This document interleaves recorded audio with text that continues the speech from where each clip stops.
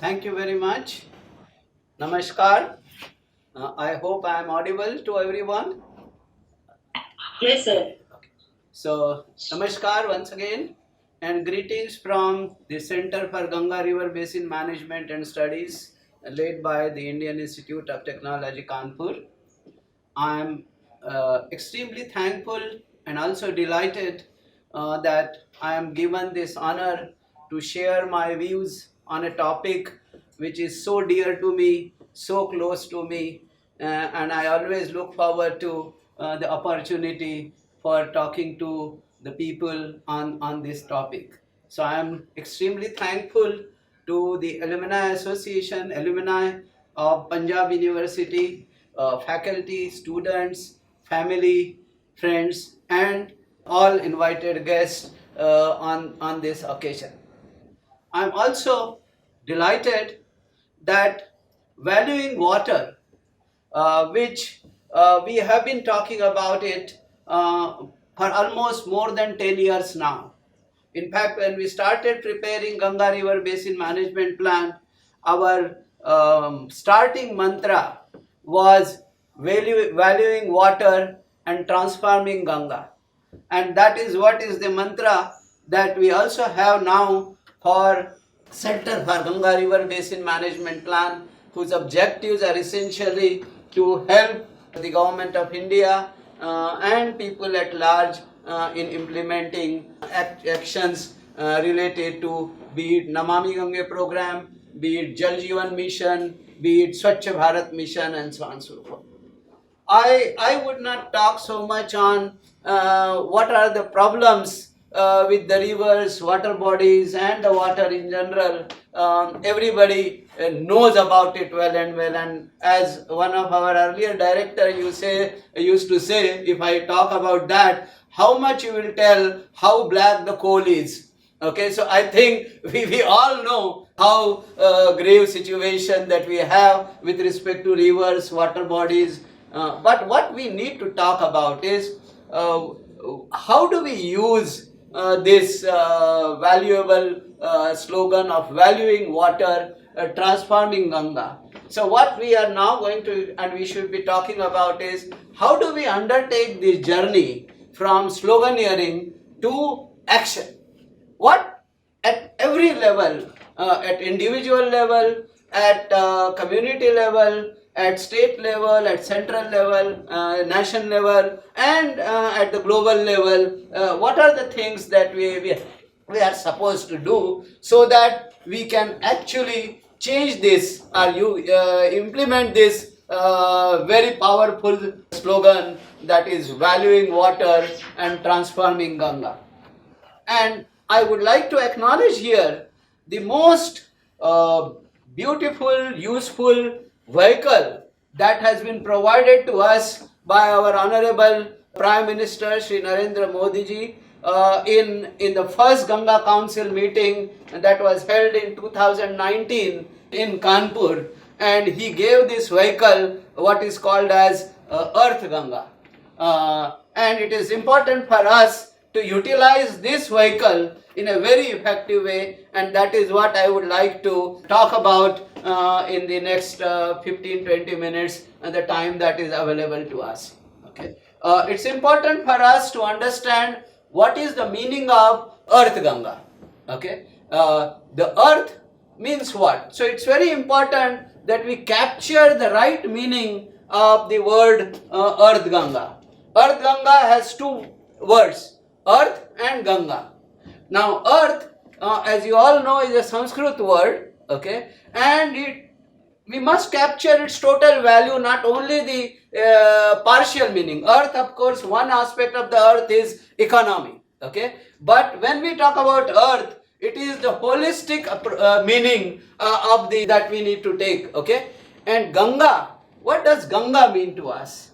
Ganga is a culture of Indian rivers.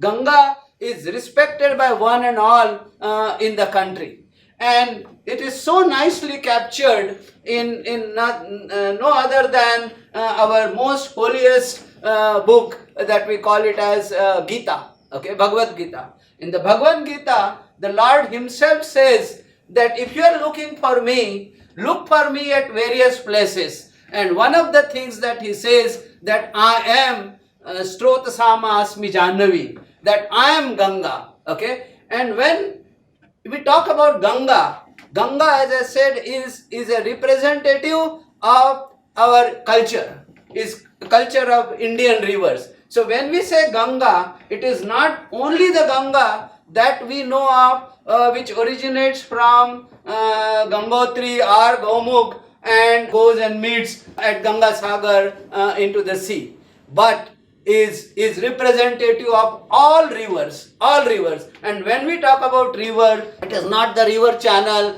but it is the entire basin that we talk about. And when we talk about basin, it includes the all water bodies that are part of the basin, be it wetlands, be it lakes, be it reservoirs, be it artificially made or be it naturally made, naturally available, or even the water that we don't see, which is below the earth, that is groundwater. And all of that water is part of Ganga. And Ganga means it's part of the river system. So it is in this context that we need to look at Ganga. Ganga is not just the one channel or couple of channels that flow. In fact, it is made of Sahasradharas, thousands of streams, rivers, water bodies, they are part of Ganga, and it is in that context that we have to look at it. And when we talk about earth, yes, it does mean the economy around it, but it also has to be understood what is the spirit behind rivers, what is the spirit behind water, and once we understand, only then we'll start talking about valuing water and start implementing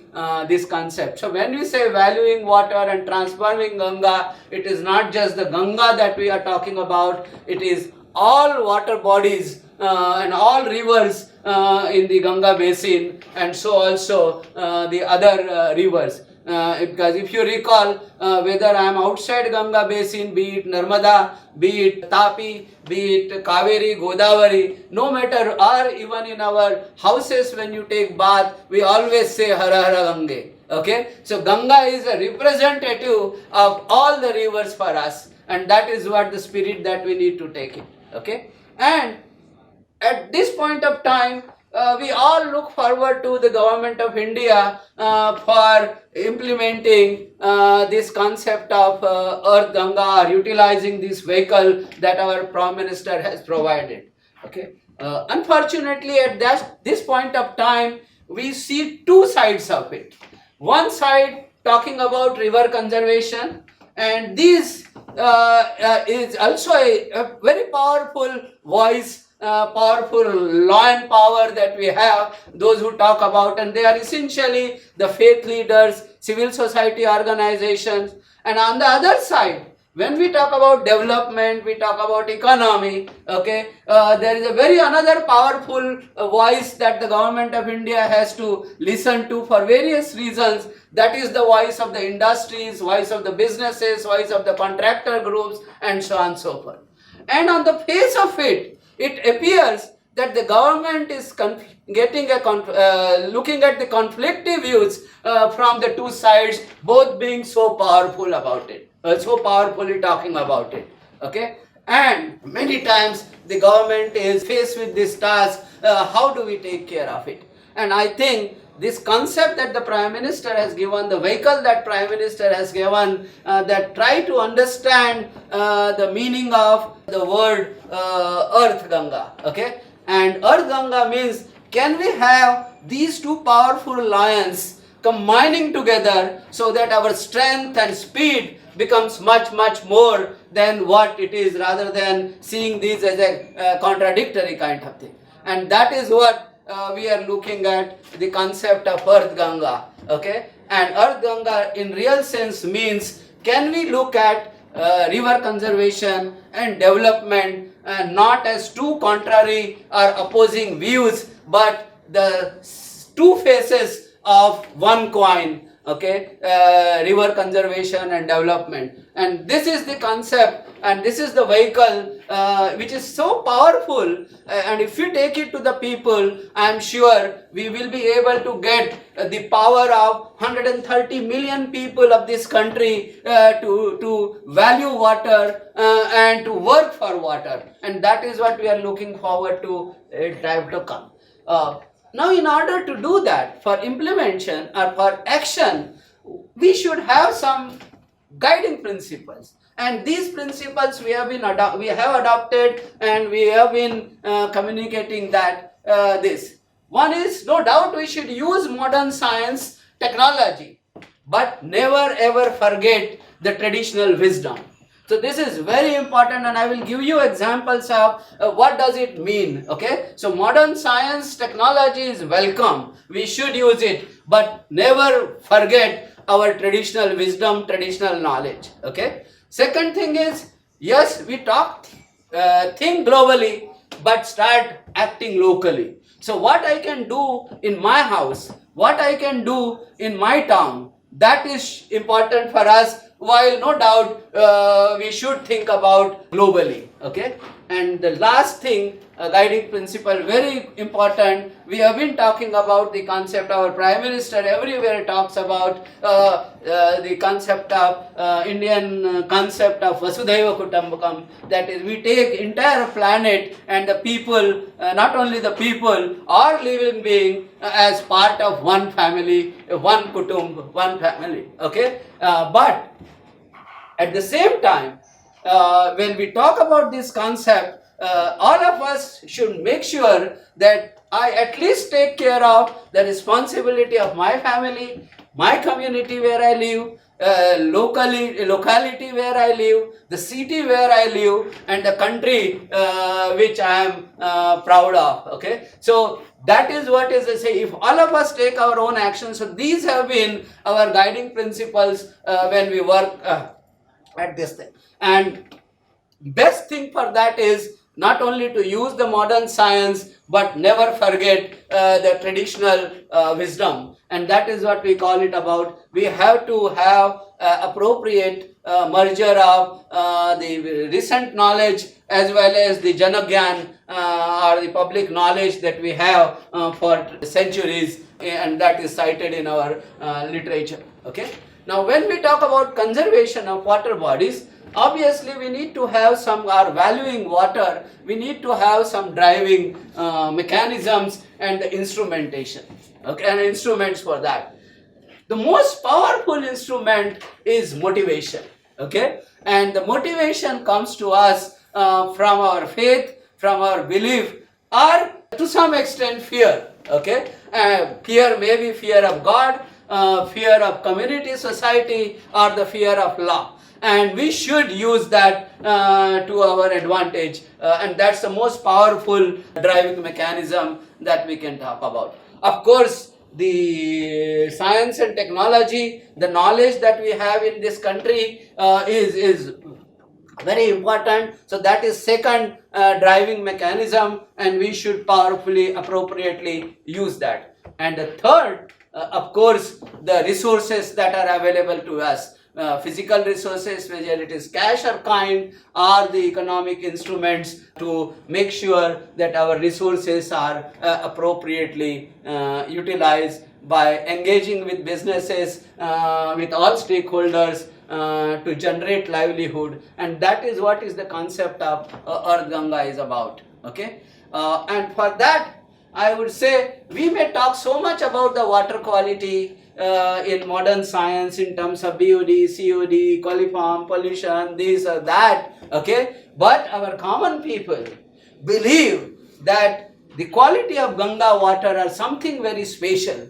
And when we say Ganga, I will repeat again, it is not just Ganga. All rivers, all ponds, all lakes, all wells are equally important for us. And common people have this belief that these water bodies have very, very good quality of water. And this is where I think the traditional knowledge, no such a comprehensive phase I can explain the concept of water quality.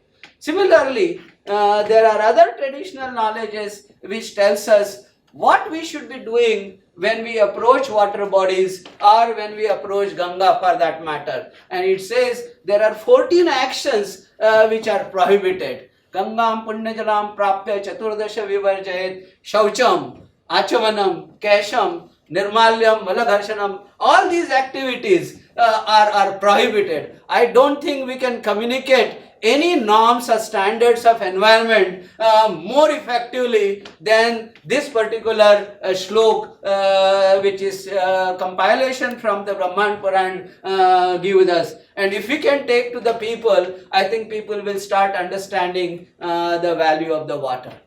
The other important thing that again comes from the traditional knowledge, and I'm just giving why I'm talking about combining traditional knowledge with modern science. Modern science may tell us so many things, but the traditional knowledge is so effective in communicating. And this says, Trivihi Saraswatam Toyam Saptahena tu Yamunam Sadhya Punati Gangeya Darshana Deva Narmadam. What it says is different rivers, okay, give us different effect. Okay, and it is said for Narmada, if you just take the darshan matra, if you just salute it from a distance, all your sins are clean. Now, the idea is not to compare, okay, or say that one god is more effective than other god, or one river is more important than the other river, but it tells us what should be our interaction with various kinds of rivers. If you look at the ecology and geology and the setting of Narmada,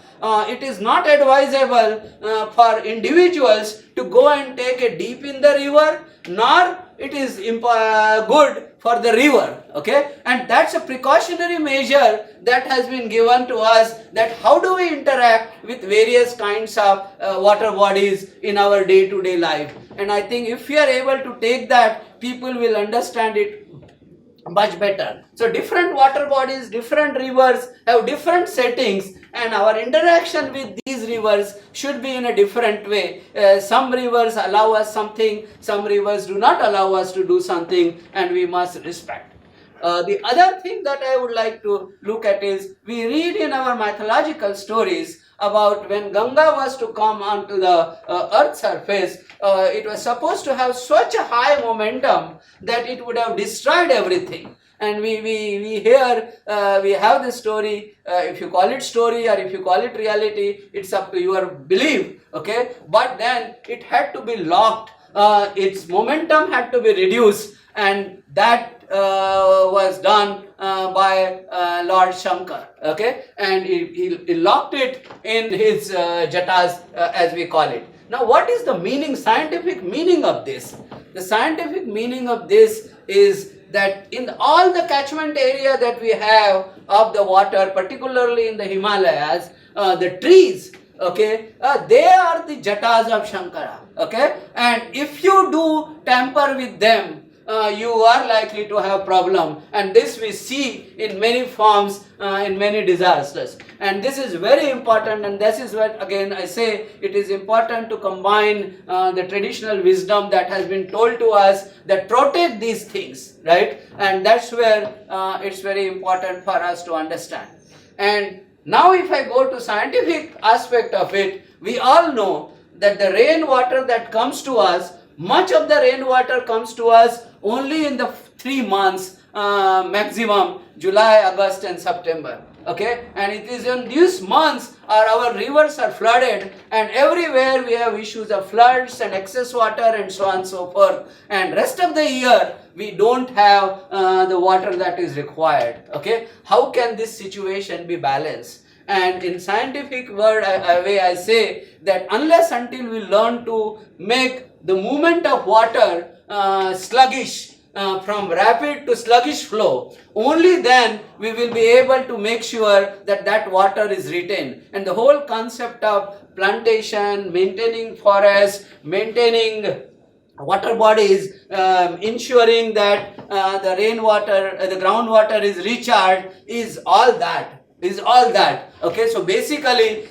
we have to understand this mythological story. What does it mean by reducing the momentum of the water? Okay, and if you can reduce that momentum by making sure that the catchment area, and this is what I said, Ganga just does not mean a river, just does not mean the channel. River means the entire basin, and all activities that we take up in the basin are equally important. So when we want to restore or conserve river, it is not just we have to act on the channel, but we have to act in the entire basin. And number of activities are important, and that is where we have a comprehensive Ganga River Basin Management Plan, and we are doing that under the Namami Gange program for restoring and conserving the river.